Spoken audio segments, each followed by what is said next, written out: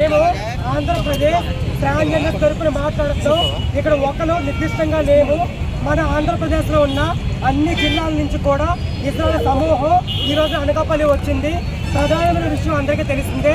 ఈరోజు అనకాపల్లిలో నివసిస్తున్న దీపు అనే ఇస్రాయల్ని అతి దారుణంగా నిర్దాక్షిణ్యంగా ముక్కల కింద నరికి 4-3 జిల్లాల్లో విసిరేయడం జరిగింది. ఈ రోజున ఆడవాళ్ళకి కానీ మగవాళ్ళకి కానీ అన్యాయం జరిగితే ప్రతి ఒక్కరూ స్పందిస్తారు. ఈ తరపున మేము అడుగుతున్నాం. ఇదే అనకాపల్లి నడి ఒడ్డున 4-5 ఇన్సిడెంట్లు జరిగినాయి.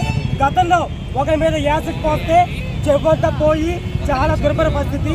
ఇంకొకరిని కాల్చి చంపారు, ఇంకొకరిని కొట్టి చంపారు. ఈ రోజున ముక్కల కింద నరకడం జరిగింది. ఇటువంటి జరగక పరిస్థితిలో మన ఆంధ్రప్రదేశ్ పనిచేస్తూ ఉంది. మేము మా ఇస్రాయల్కి రక్షణ చేయమని అడుగుతున్నాం. అది ఎటువంటి రక్షణ అంటే ఒక దీపుకి న్యాయం జరగాలి.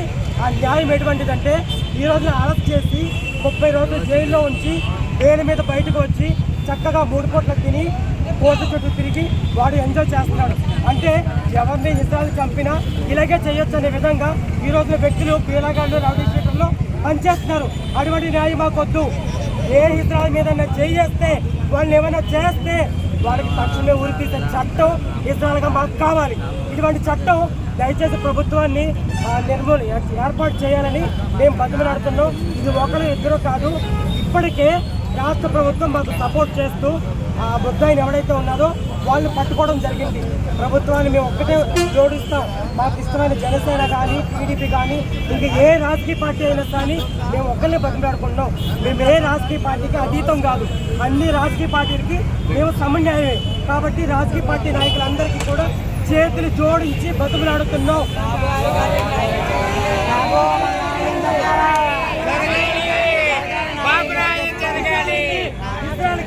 దయచేసి ప్రత్యేక చట్టం తీసుకురండి. పక్కనే ఉన్న తెలంగాణ రాష్ట్రంలో ఇస్రాయల్ పట్ల అనేక ముందడుగు కార్యక్రమాలు చేస్తున్నారు. మాకు ఉద్యోగాలు ఇస్తున్నారు, అనేక ఉపాధులు చూపిస్తున్నారు. కానీ మన ఆంధ్రప్రదేశ్లో కూడా అటువంటి ఉద్యోగాలు ఇప్పించి అనేక మంచి కార్యక్రమాలు చేసి ప్రత్యేక చట్టాలు తేవాలని మేము బతిమలాడుకుంటున్నాం. ఇక్కడికి వచ్చిన చాలా మంది గొప్ప ఇస్రాయలు పెద్ద నాయకులు కూడా వచ్చిన్నారు. మాట్లాడతారు. అందరికీ నమస్కారం.